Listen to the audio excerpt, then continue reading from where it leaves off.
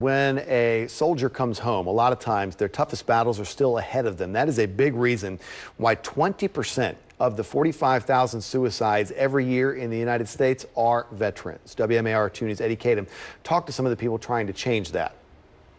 I talked to a man who's been the last line of defense for veterans with their finger on the trigger. The work Jonathan Hollins does with the VA is effective because he was once the veteran searching for a reason to live. Now he has his reason and resources to help others. Jonathan Hollins started his military career in the United States Marine Corps in 1986. That was during the first Gulf War. When he got home, he had the American dream, a job, a wife, a child, a busy but fulfilled life for a veteran to come home to. Life is like a mission, like in the military, but it's a much more spread out and diffused mission than we're used to in the military. The nightmares didn't stop. He fought. He came home, lost himself, and found his way back. A calling to save people who are wearing the boots he once walked in. I didn't think I was being listened to because how could you possibly understand what I've been through, or maybe, you don't think very highly of the military or things of that nature.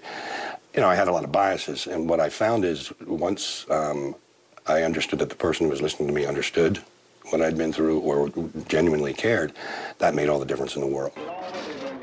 The world that vets are coming home to is much different than when he returned from the Gulf War.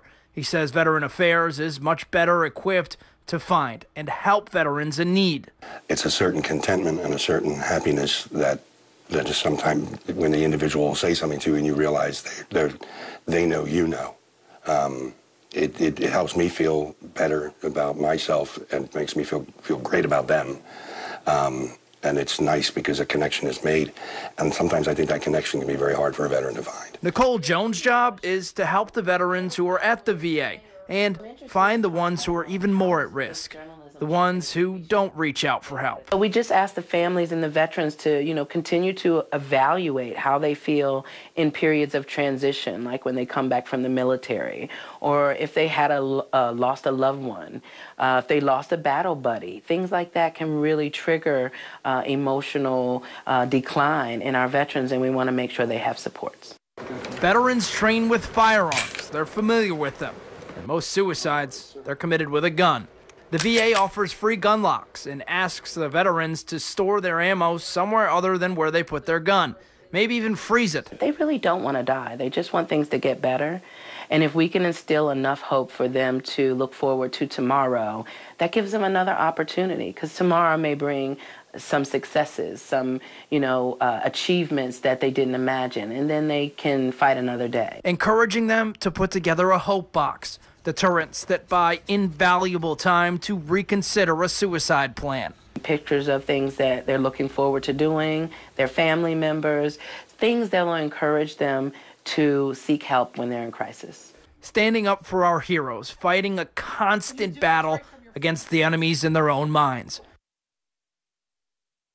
The VA spent more than $12 million on suicide prevention outreach alone last year. It hired almost 1,000 new mental health professionals. With all of that, veterans and their loved ones still need to help themselves. If you or someone you love needs help, reach out. We have the information on our website, WMAR2news.com. Yeah, there's been 3 different heads of the Veterans Affairs Department. A lot of trouble there in less than 5 years. The current secretary has been in place now for less than a year.